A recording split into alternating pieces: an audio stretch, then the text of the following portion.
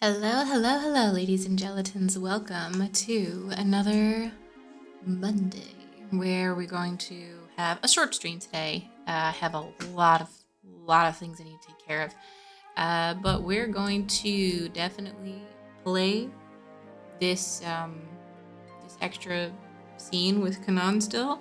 So I did not have any time to unlock the other thing. I was at a friend's wedding like the whole weekend because Polish weddings kind of be like that.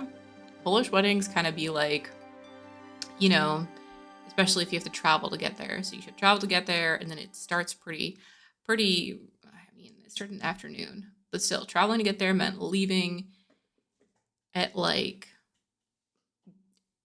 8 a.m. and then basically party until 3 a.m. and then poprawiny, like basically wedding party part two the next day. So I like got home yesterday at like 10 p.m. and basically just like collapsed. Yeah. I had a great time, but like man, I'm so cooked. Like though to be fair, I have to say that like Polish weddings are also kind of this magical land where they just have like it's just there's so much food. There is so much food and so much sweets and so much delicious stuff that I'm standing there and I'm like, I have all the time in the world and I can't even come close to trying all of the delicious things I want to try. There were like five different types of cakes. There was the cake. There was a bunch of like there were like cream puffs and tiramisu and like I know I'm mostly talking about the sweets because that's the part that was like singing to me. Like that was the one I wanted to try every single one of those. The other parts of the food, I'm like, okay, I like this stuff, I like this, but I didn't feel like a great pull to taste every single flavor of the stuff on the table. And I tasted most of it. But then I was extremely full, super duper fast. And then, of course, they'll just, after a few hours, just bring out more food, and then they'll bring out more food, and then they'll bring out like a roast pig with a a vegetable salad, and like just crazy. Oh, just food is good. Food is very good, and it was a nice experience. Though I will say they did play disco polo the entire time, which great. I have a hard time dancing to that, actually. It's funny because I'm like, I've always told people, like, I don't dislike disco polo. And now I'm like, oh, now I kind of like get why people are kind of about it. Because like a few songs of disco polo, and I'm like, yeah, okay, cool, I'm fine, whatever. But it was like the only thing they played the entire night was disco polo. And I'm like, okay, well, that's a bit much. That's not variety anymore. Yeah, no, for sure. Like, I mean, listen, we were expected to fill our own plates and our own cups at least. So luckily I wasn't getting constantly refilled on things, but yes. Yeah, it's literally that thing. Like, cause like the disco polo songs themselves, like individually, generally are not that bad. Some of them, okay, some of them definitely are, but like individually, they mostly just blend together completely. And I think that's really the thing. Is like, imagine it's just a genre that nobody like listens to regularly on purpose, but then you show up at an event and it's the only thing that plays the entire night. That makes sense as to why people get into that. But people, of course, there were people there who were totally dancing to it. Mostly the older people, but that's pretty much to be expected. Yeah, like I like dubstep also, but it's the same thing where like it can start to blend together.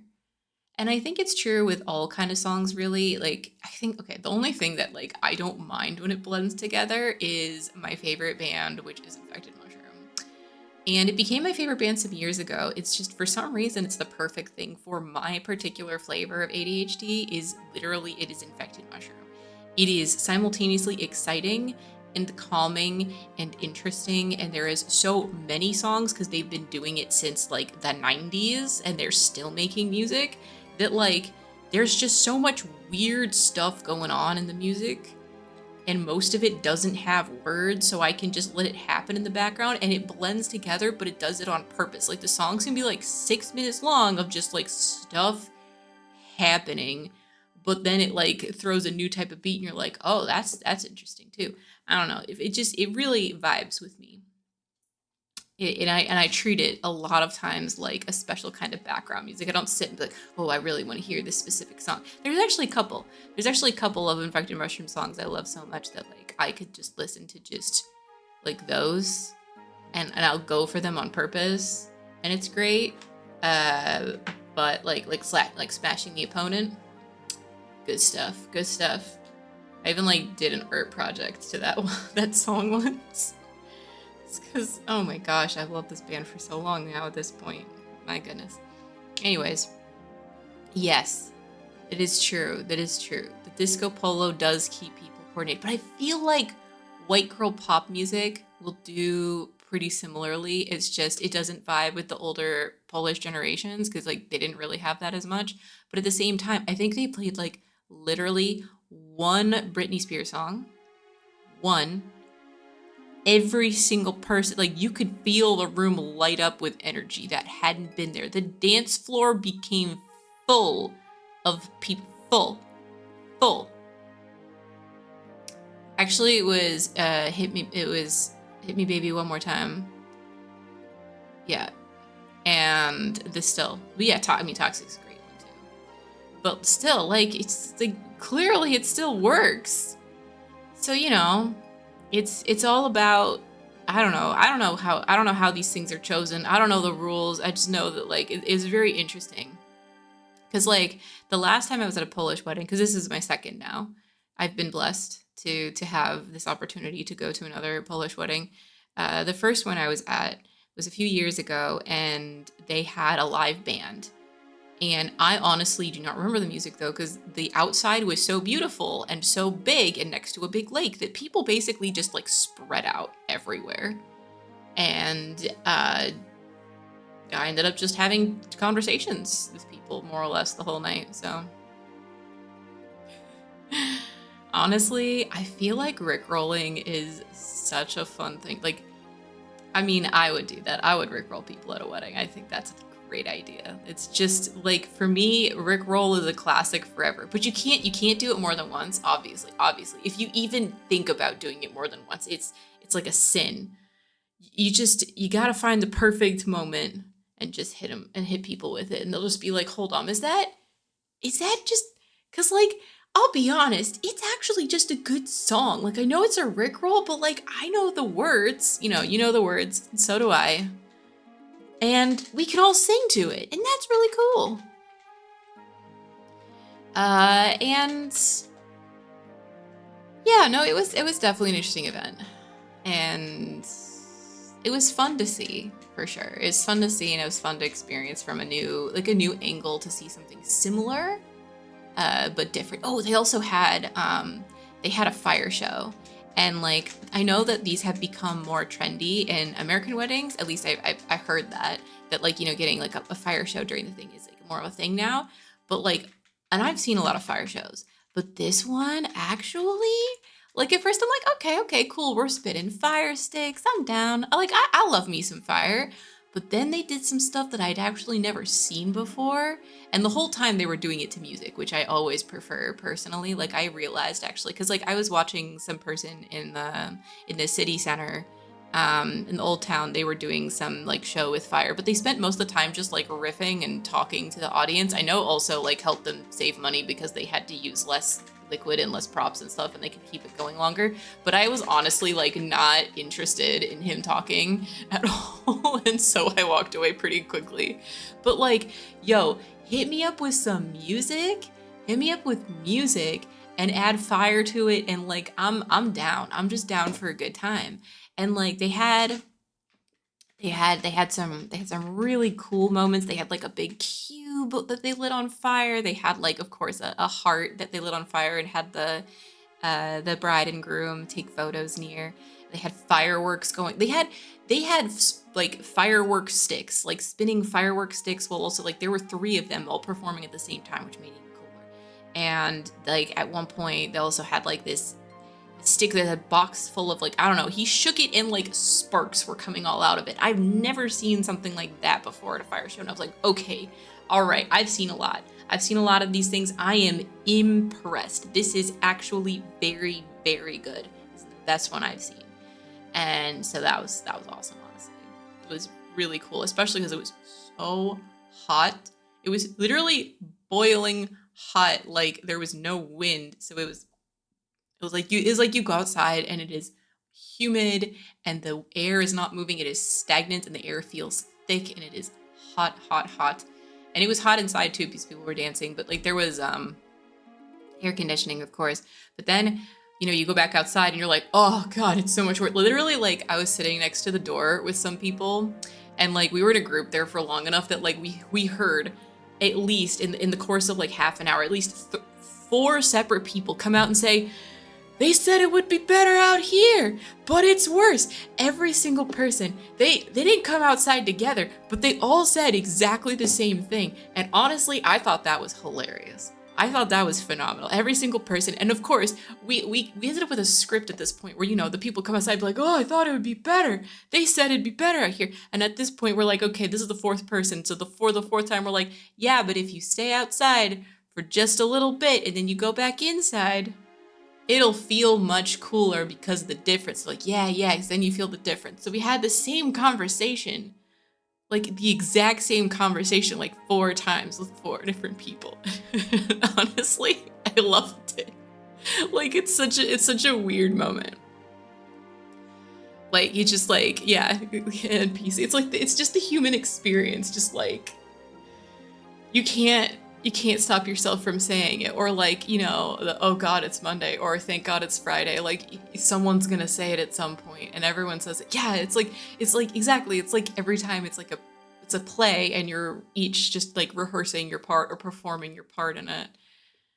It's like it's kind of like a, you know how songs are really comforting because you can predict what's gonna happen next. Like that's something that's really nice about them. Is one of the reasons we like music, because we know what's going to happen. It had that kind of soothing nature to it of, you know, what's going to happen. Yeah, click the tongs, slap the car. That's not going anywhere. Yes, the social script, good stuff. But yeah, no, I would definitely say like biggest difference between American and Polish weddings is the length of time, the amount of food, and then sometimes the music. The disco polo is a really special kind of music, but like you'll hear it and you'll be like, oh, that's not bad. Until you get to like the 10th song where it's almost exactly the same. Then you're like, okay, maybe, just maybe. And it's also so loud that everyone just kind of was like, okay, I'm gonna go outside. Everyone who's not dancing goes outside because you don't want to scream at each other to be able to hear anything. So, ED what ED. Oh yeah, no firearms also, but I don't think, actually I've been to a couple of American weddings, have not seen any firearms. So, but yeah, no, this was a real shindig. The bride and groom and their family definitely like poured a lot of their hearts and money and time and effort into it. Like it was definitely like the best first dance I've ever seen. They had been rehearsing a whole like routine for like half a year, and it showed. The bride looked like a Disney princess. Like I was impressed a lot. Oh yeah. You know, actually, yeah, no, if you probably have so much wedding experience. Oh my gosh. Okay, I know like we're supposed to play Shibuya Scramble, but like I would love to hear some of the some of the crazy or interesting wedding stories, or just like some of the things you noticed. I would love some stories if you're willing to share. Of course, I'll go.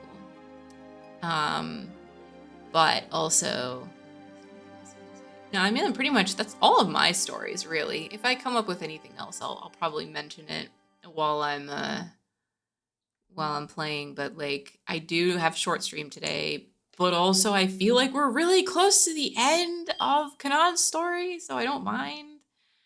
But like I really, really weirdly would not be surprised if I'm like, it's the same thing as last time. If I show up and there's like 10 minutes left, I like won't be surprised. But then we'll just like chat for the rest of the time and I'll just like, yeah, we'll just chill. It'll be a good time either way.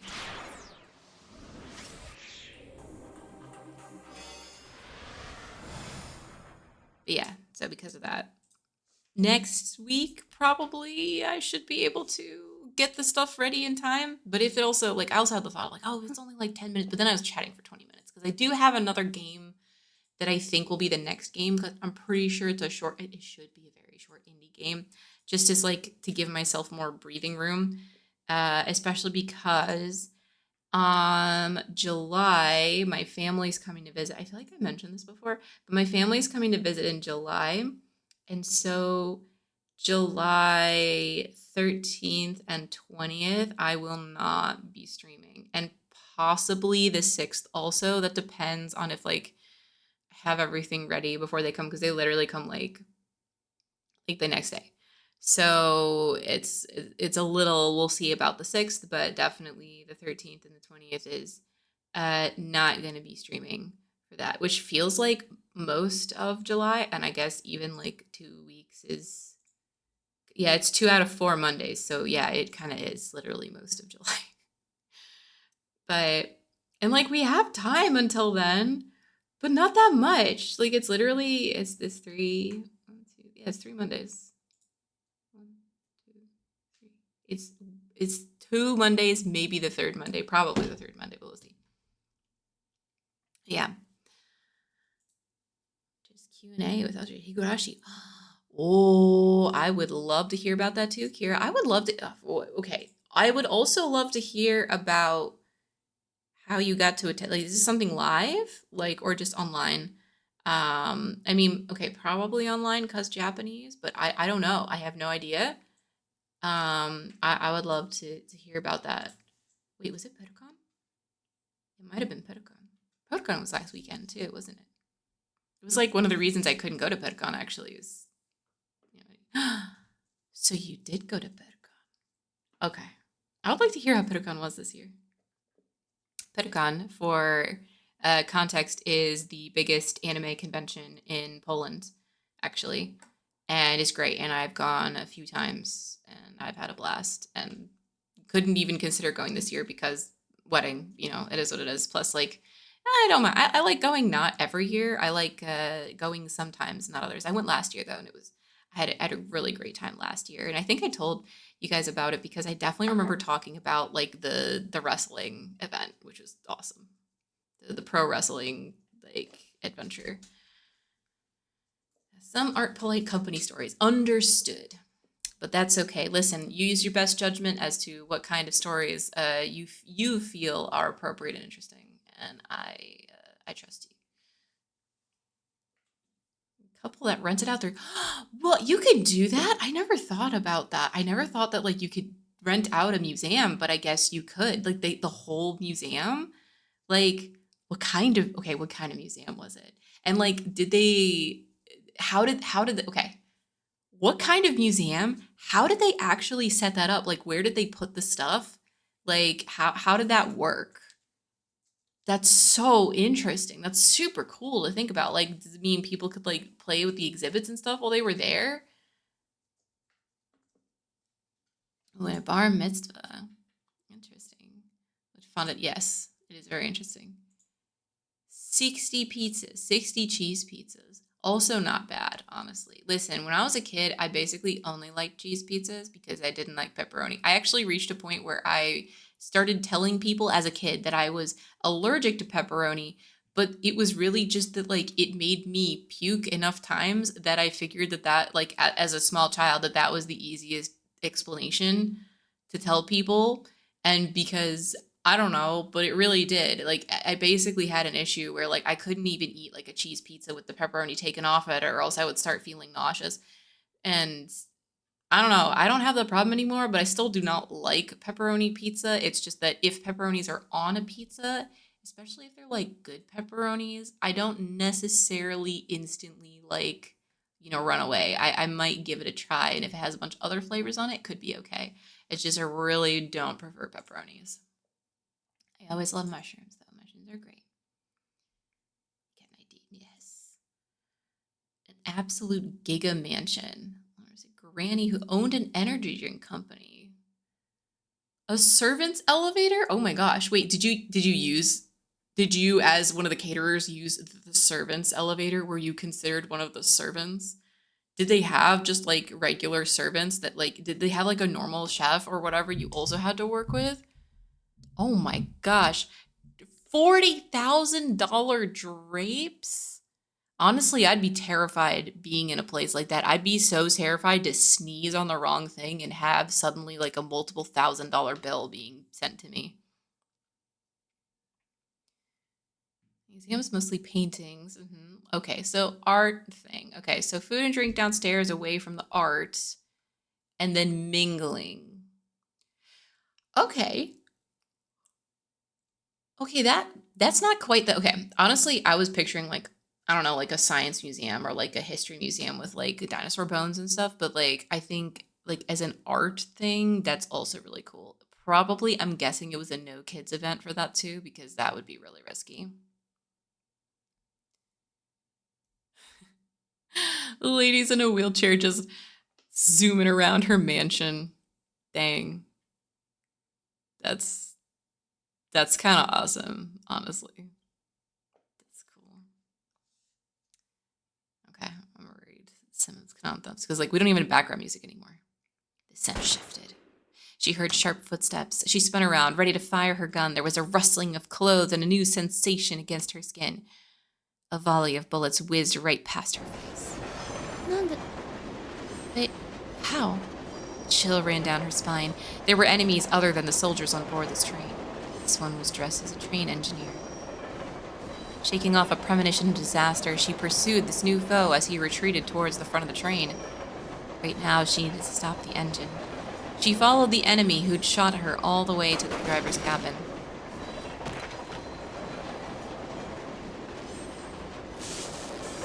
Whoever the fake engineer was, he was defiant to the last, finally collapsing without a word. Looking around the cab, Kanan saw the murdered bodies of the real engineers, as well as a smashed control panel, which was now clearly useless. If this guy was wrecking the train, Kanan thought, he must not have been in league with the soldiers protecting it. And if there was some third party they hadn't been aware of, Kanan broke into a sprint. If she'd had a better understanding of how the train functioned, she might have found some way to stop it by force by destroying something in the engine room. She had no time to ponder such things now. Her instincts spurred her into motion. The priorities of the situation had changed. As she raced back towards where she'd left Xiam and Sadaka, she reflected that she hadn't liked this job from the start. Something about this train just felt wrong, and its model colors had boded ill from the beginning. Xiam. She ran as fast as she could. The sight of her previous battle and everything beyond reeked of the thick stench of death. Her dread of what she would find was almost overwhelming as she headed into the compartment that held the second group of soldiers. All at once, she saw pure, excruciating red. Also, I have to say, like, I'm enjoying the art of this, but, like, something is wrong with her arm, and I can't quite put my finger on it, but something is wrong with it. It's either too straight or something, but it just feels like her arm isn't actually connected. The one she's pointing, obviously. It feels like her arm is just, like, not connected to her body. And I just need to say that because I'm seeing it again, and this is a very climatic scene, and it just takes just it just shaves the edge off of that climax here, just being like, what? It's like this arm is just stapled to her.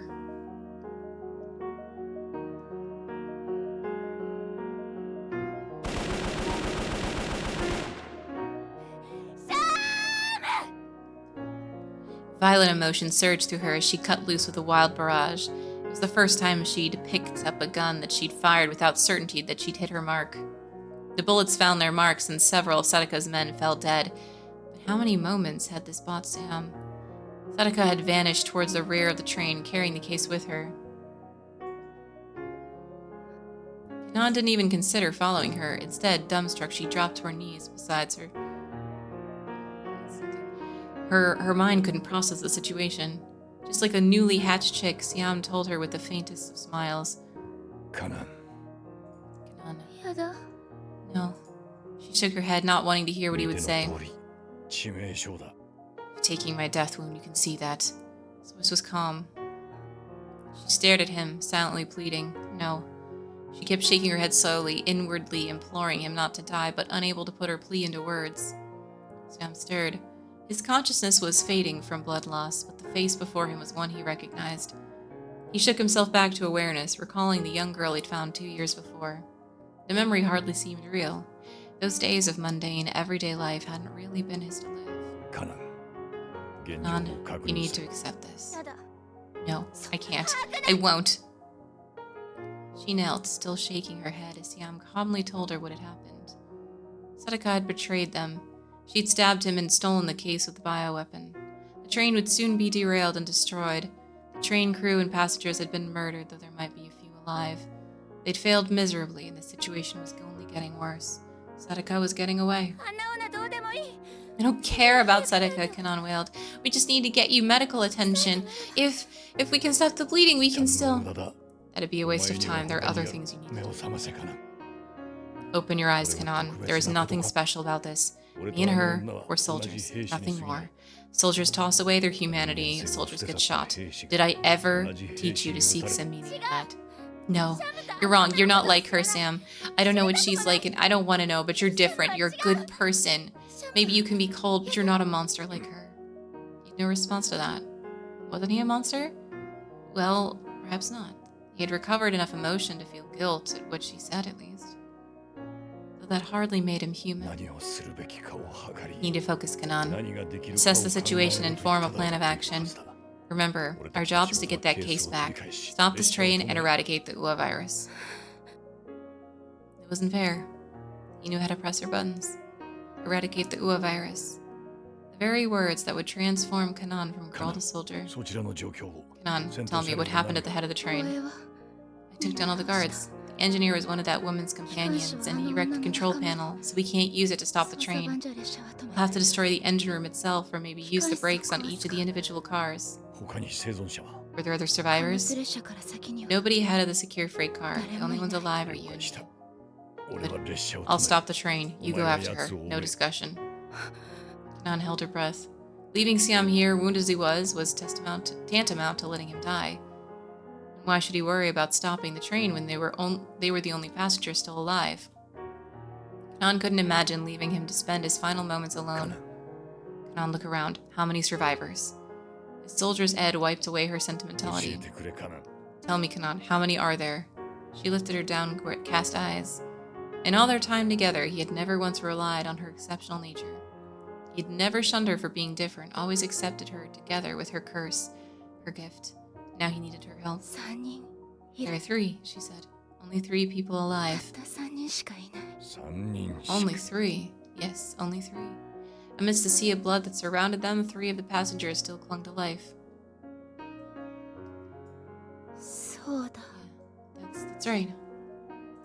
She doubted they had any chance of survival. Even with medical care, probably none of them would make it. But that wasn't how Siam saw things, or how he wanted her to see it. No, she gritted off.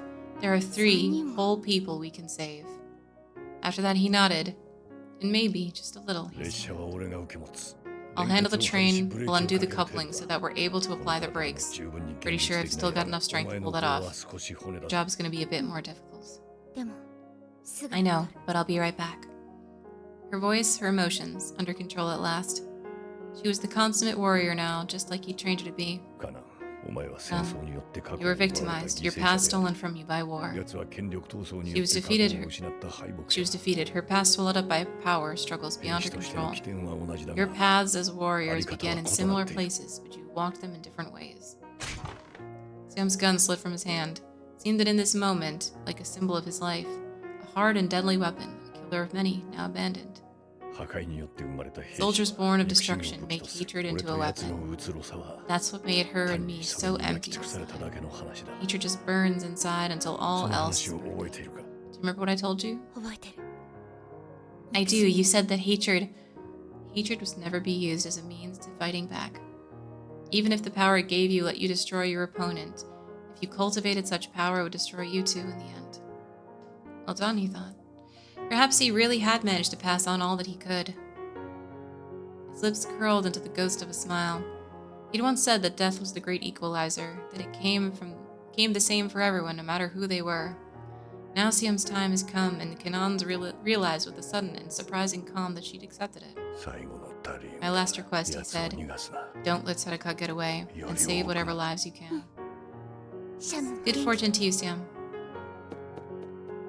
There was no grieving. They simply parted ways, each reflecting on the past 2 years and needing nothing more than that.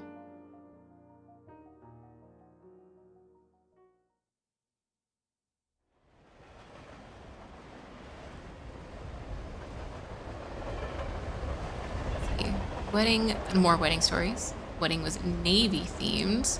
Oh, that's interesting. So, like, did everyone have to wear suits? Did, like, people have to buy suits, or just, like, most people already had one? I wonder about that. The women, too? Because, like, I wonder how many women would be happy to take, like, to wear a suit to a wedding, right? You know what I mean? Like, I feel like that takes a different... It's a specific kind of vibe, but most people feel like, you know, weddings are one of the times we get to dress up very nicely, you know? Another wedding near the water, with dolphins popping up and jumping around during the vows. Oh my gosh, they had to train. I can't even imagine how much that would have cost to have trained dolphins. Fireworks. Fireworks are such a classic, honestly. There's so many weddings that have some kind of fireworks. We just like sparklers to light the path for the... Oh, wow. Okay, that's definitely unique. I mean, people are really creative when it comes to this kind of stuff, honestly. I always wonder, though, when people spend, like, so much money. They were wild. They were just hanging out, having a good time. Oh, my gosh. Yeah, no, that's a sign of good... I hope that couple is having a really great time, you know? Hope all those good fortunes and good luck follows them forever. Sadaka stood atop the train. The scenery, a uniform brown for much of the journey, was now dotted with green in places. They were drawing close to their destination, the destination she had chosen. Very shortly, the train's usefulness would come to an end. There were less than 2 minutes to go before the rendezvous with the Black Hawk, an assault helicopter manufactured by Sikorsky Aircraft. First saw combat with the U.S. Army during the invasion of Grenada in 1983, and in more recent years has seen service in the Iraq War. It is used by over 20 nation-states, including Japan, Australia, Egypt, and Israel.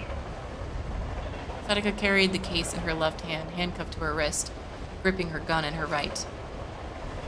The FN-57. Sorry, that's just funny to me. A semi-automatic pistol produced by Belgian manufacturer FN Herstal. Uses 5.7 by 20 millimeter cartridge with high penetration power, typically sold only to law enforcement and military agencies. However, there are less powerful versions that have been made available to the civilian market. The preparations had been flawless. The helicopter pilot was highly skilled. He would lower a ladder to her position, and she would simply ride it right on up. She'd accomplished most of what she'd wanted, and now her retreat would be swift. She should have been wholly pleased with the situation, yet was wholly dissatisfied. Of course, that would have been the case regardless of the results she'd obtained. Oh. Didn't know about that. Fun fact. It was not in her nature to ever be content. Only by striking out at the world around her could she even keep herself sane. And now her thirst for vengeance was worse than ever. Here she comes. A girlish silhouette appeared on the roof of the train not far away, and Sadaka felt her thirst change to a hunger. Time to go a-hunting. She had more than had the upper hand here. If she were to go down, the case would fall down with her. And if the case were damaged, the Ua virus would very likely be released. Which meant the little lady couldn't shoot at her unless she got the case away, whereas Sadaka was free to unload on her as much as she wanted. The kill was certain to be hers. How could she help but smile? She'd stolen Ua and stirred up both sides of an international conflict and would soon eliminate the last witness to her scheme. It had been quite some time since she last scored such a coup. I suppose I owe the little lady little thanks to contributing to my success. Her target was 3 cars away. Knowing her pistol's effective range, Sadaka gave herself an 80% chance of hitting. If Kanan had been 1 car closer, it would have been 100%. And since it wasn't like the girl could fly, she had no hope of escaping certain death. Sadaka aimed at the car train's roof just in front of Kanan's feet. Time for a little intimidation. Let's show this upstart what real skill looks like. She needs to understand that a step closer to me is a step into certain death. All right, little lady, let's see how well you dance.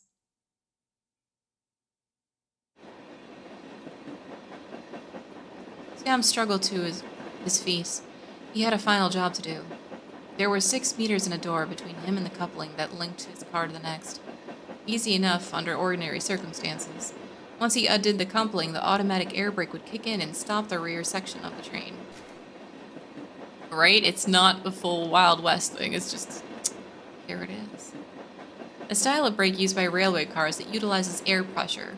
All of the train cars include sections of a brake pipe linked to each other down the center of the train's undercarriage. The brakes on the cars are structured so that if they activate when the air is removed from the pipe. If 2 cars become separated, this releases the air, causing the brakes to kick in automatically. No, I mean, listen, we get lots of cool fun facts from this game. Mostly history lessons lately. The distance seemed vast. How much time was it going to take him to do something as simple as waking up in the morning and washing his face? It was altogether too long and treacherous a journey. A journey that would use up all that remained of his life. So, they still haven't disappeared on me. Muddied memories played in his mind like scenes from an old movie. There was a time when I saw hope in a girl who made nihilism her reason to live. After that, I found hope in another girl's weakness as she clung to her desire to live. The hope Sadaka brought had been like opium, a drug he took to coax himself into thinking his actions were for the best. Somehow, at the time, he'd never realized his mistake. And then there was Kanan, a victim of war. She'd given him a kind of hope that brought all his own pain sharply into focus. Even at death's door, she thought nothing of dying, only wanting to live a life of meaning. He had no doubt now which kind of hope was the better one. But still, he remembered both, just as he remembered the faith that had driven him long before he met either girl. That was decades ago. How naive he had been, an unsophisticated firebrand clinging to blind belief.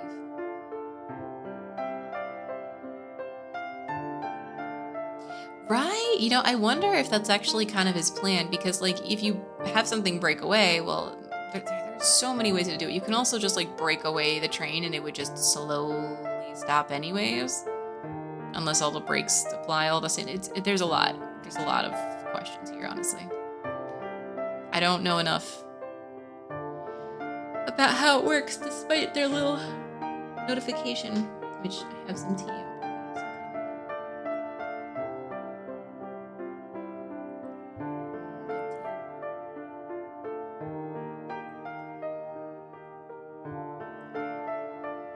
3 wounded passengers, 3 people to save.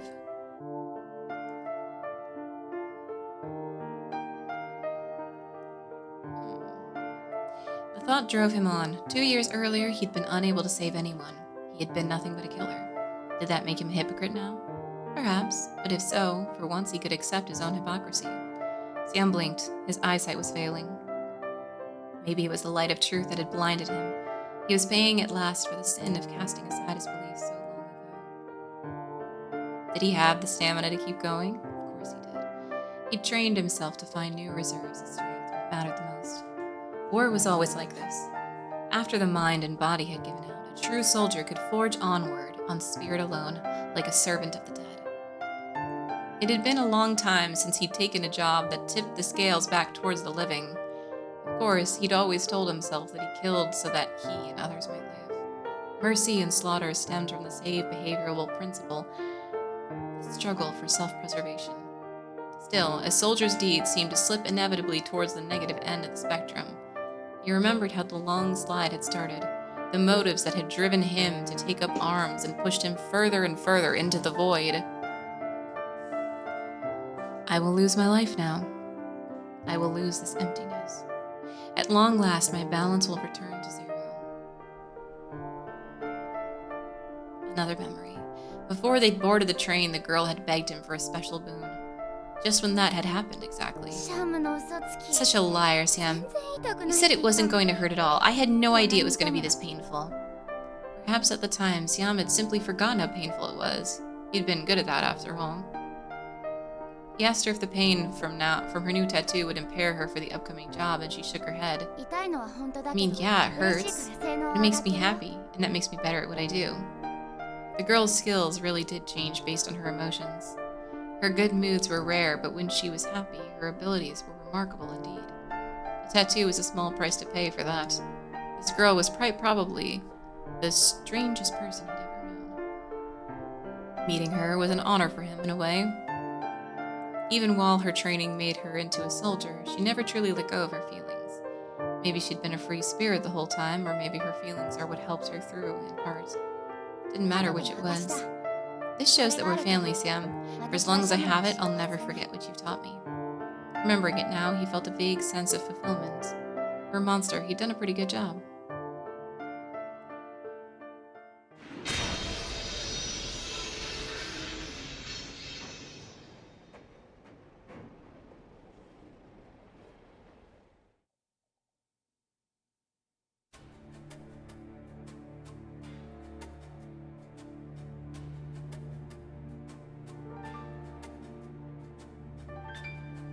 The two girls stood 30 meters apart.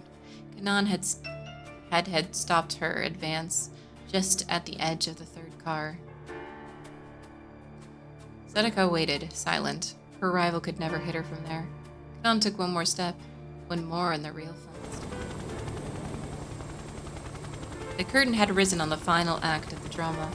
The violent drone of a helicopter sounded in the distance. In a matter of moments, the chopper would arrive. Lowering the ladder, Sadako would then ascend in triumph. What are you waiting for? She called out. Don't tell me you came up here just to watch me go. I thought you were sworn to destroy the virus. Her challenge was a hiss upon the wind. Kanan glared. She knew she could reach her enemy in 5 seconds or less. Sadako would need only one of those seconds to aim and fire. Kanan would be killed 5 times over if she charged. It was a risk she couldn't afford to take. She couldn't hope to win, not under these conditions. Really think I just let you go? Kanan called back. Don't be. Sadako's taunt had stung her nerves. Her rival's voice was like a jagged claw, a filthy talon scratching at her temples. Kanan ground her teeth in frustration. She had no fear of charging in without a plan. But that wasn't going to work this time. That would give too much of an edge to her opponent. This is such a letdown, Sadako said. But no matter, whatever you do, I'll be able to put the contents of this case to good use. But you know, young lady, that this ua is a flawed weapon, more a negotiation tool than anything I'd actually use. And why is that, you ask? Because it's too powerful. The ladder swayed down from the helicopter above. Sadako could make her escape in a matter of moments if she chose. And yet she hesitated, savoring Kanan's defeat. The fact is, it's too early to use the virus as a weapon. It'll take the world's top researchers 2 years to at least fully understand what they're up against. Then, Ua will have some real value in my catalog. Pity you won't be there to see it. Your deaths here are really going to accomplish nothing. Don't worry. I'll make sure the Ua reaches its full potential. No one may care that it took your parents from you, but one day this weapon will be a name for itself. And then I'm gonna make a killing. Kanan fought back a wave of nausea. Ferocious colors danced before her eyes. Bark all you want, she said. It's not gonna happen. She heard a dull clang from somewhere ahead and felt a faint shudder through her feet. The train began to slow. Strength filled her limbs. She shifted her posture, ready to spring into action. Guess I didn't need to provoke you, Sadako sneered. She could see it in Kanan's eyes. The girl was ready to run right to her death. Everything was falling into place. The bleak scenery was opening out into a fertile landscape. Kanan was about to die. One step forward and there would be a resounding gunshot. But instead of moving, Kanan spoke. Your name, what is it really? Rika smiled inwardly. So that's what's been gnawing at her. Alfred, Alphard, she お前に said. ならなかった。 Sam wanted his どこに promised でもいる land, テロリストだよ。 but all he was able to make me into was just another terrorist. And at her words, the race began. Alphard stared in surprise. The instant she realized that her first shot had missed, she pulled the trigger again. This time her eyes went wide with shock.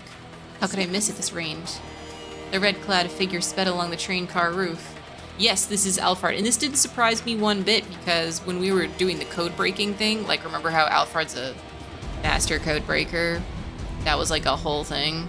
And like the looks match and stuff, and I'm like, oh, I could figure.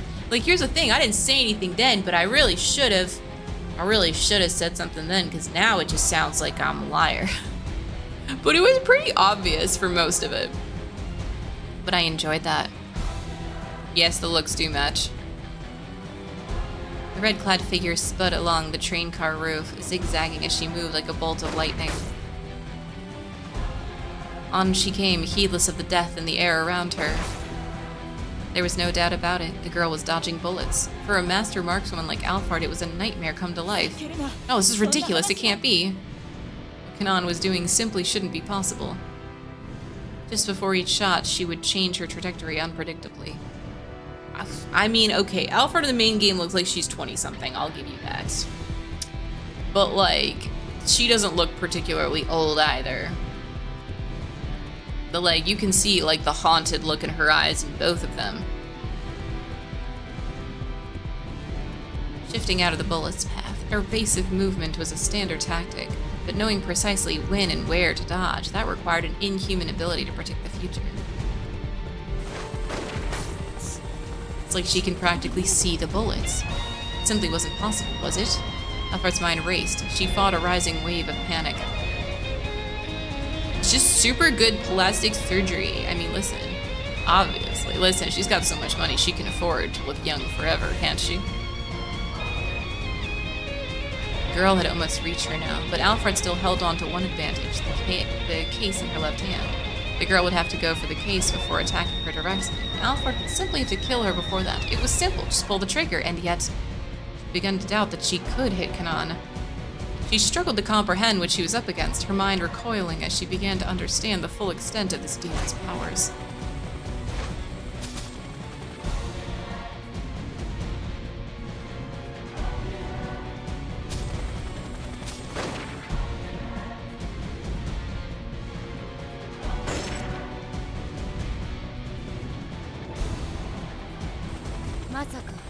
I don't really think I can see the bullets. Her voice was like the whispers of the devil himself, speaking what was in Alphard's mind. She fixed her opponent with a victorious stare. I see your hatred. She can see my emotions? Of course, this girl could discern emotions like they were colors. She wasn't looking at the bullets or even at Alphard's movements. She was reading her enemy's expectations. She could tell exactly when Alphard believed she would hit her mark, exactly when she would fire, and that was precisely when she dodged aside. So long as a foe had human emotions, this girl could predict what that foe would do an instant before it happened. That was it. Kanan was all confidence. She was closing in for the kill. Of course, Alphard laughed. The only way to ruin her enemy's predictions was to do something wholly unpredictable. Huh? As Alphard hurled the case from the train, Kanan instinctively launched for it.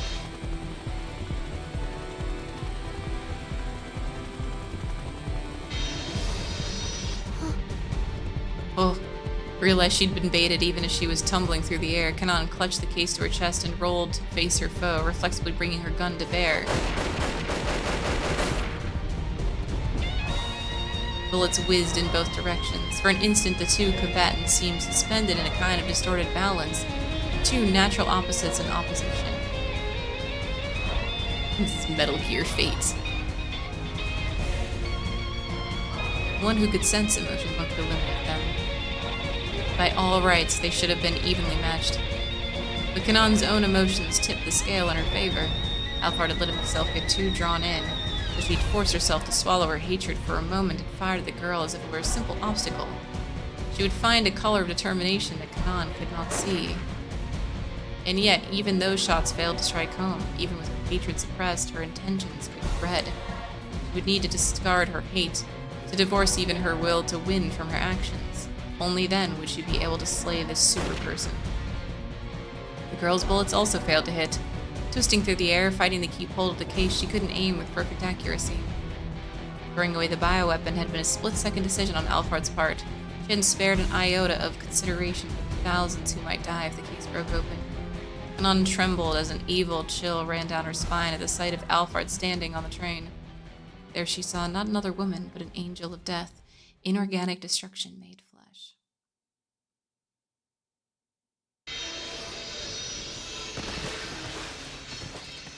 She rolled as she struck ground, safeguarding the case with her body. The impact scattered her senses. She struggled to remain conscious as she bounced along, focusing on protecting her precious burden. If it broke open now, everything she and Siam had done would be for nothing.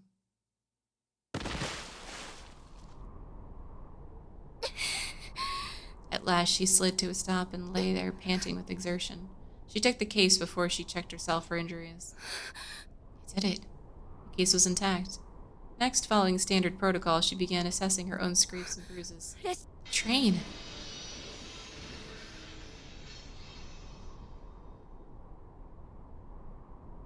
The grating screech of brakes filled the air. The wheels threw up a shower of sparks along the rails as the train receded. Already the last battlefield they'd shared was withdrawing into the unreachable.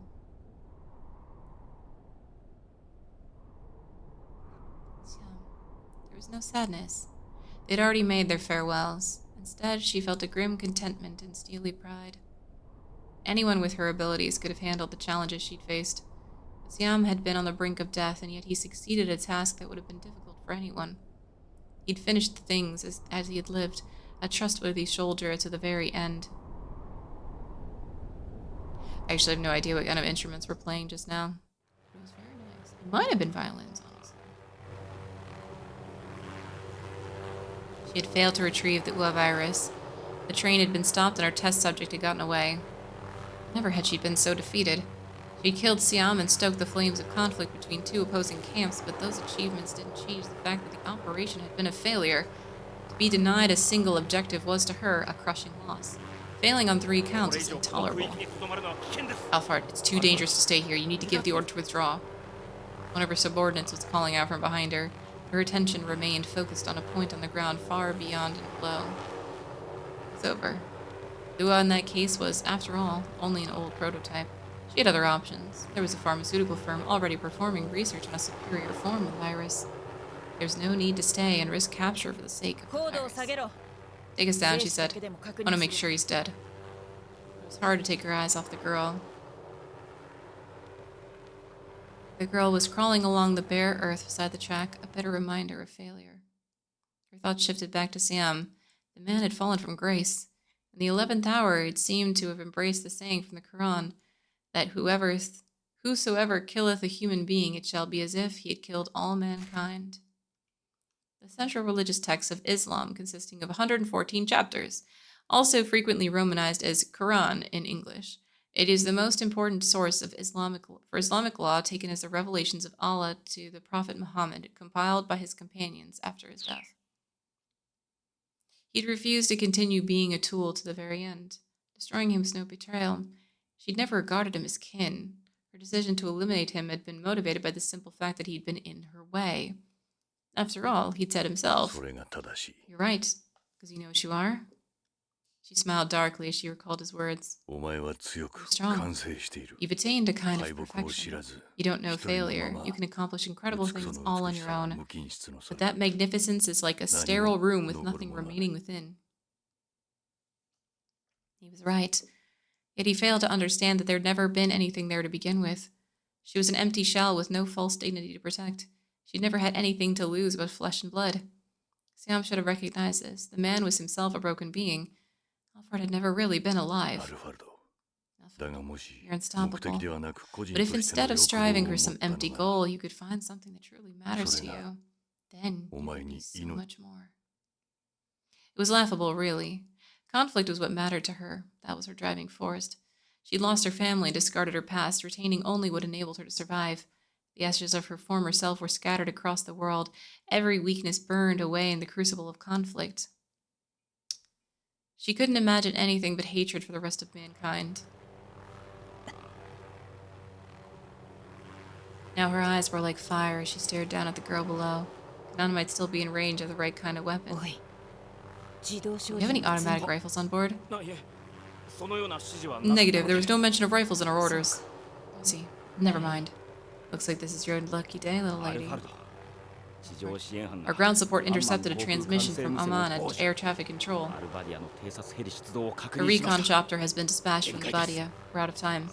We have to give the order to withdraw from operations area. Fine, pull out, head west. The helicopter circled around and headed westward, passing directly over the girl beside the tracks. As it did, Alphard and Kanan exchanged a silent stare. Boss, did you get that looked at? Oh, yes, of course.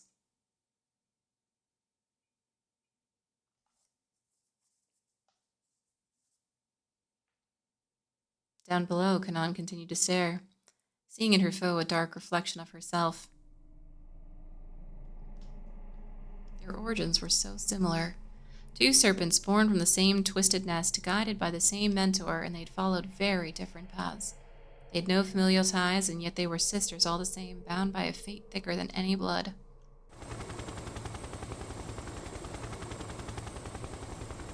Kanan didn't take her eyes off the helicopter till it disappeared over the horizon.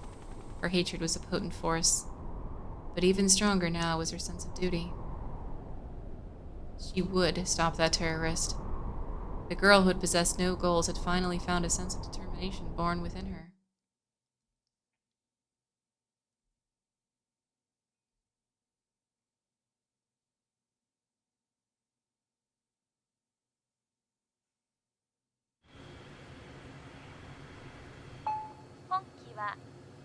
Ladies and gentlemen, we are about to begin our descent. Please ensure that your seatbelt is fastened and any electronic devices have been powered off. Oh yeah, this was all a flashback. Kanan stirred. Her eyes slowly drifted open. A long dream receded. She'd been on the ground within the hour. Once the plane had landed, she would disembark by a different route than the other passengers, then board a helicopter that would be waiting for her on the runway. She stretched and resettled, steeling her resolve. After the mission in Jordan, she had gone on to learn of a certain distinguished family wiped out into political conflict, and how its sole surviving daughter had been trained as a mercenary. That was a story from the past. It wasn't her story anymore. Right now, she just needed to head to Shibuya, save Maria, and put a stop to the Serpent's actions.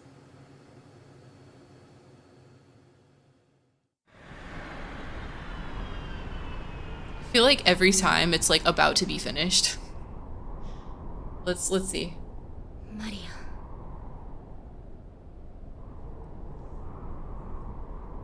Buried memory catering. Remember the scene in Wedding Crashers? Everyone says the same sort of thing at wedding for vows or goodwill messages. It's 100% accurate. Yes, white wedding. Yep, Margaritaville. Yep, that is totally understood. Totally understandable. And I actually don't remember that scene in Wedding Crashers because I don't actually remember if I've watched Wedding Crashers. I probably, like, I don't know. Should I? Does it hold up, like, at all? There's always a save screen around. Yep, right? Maria. She resisted the urge to hurry to her destination. Taking out her cell phone, she dialed up Maria's number. Oh.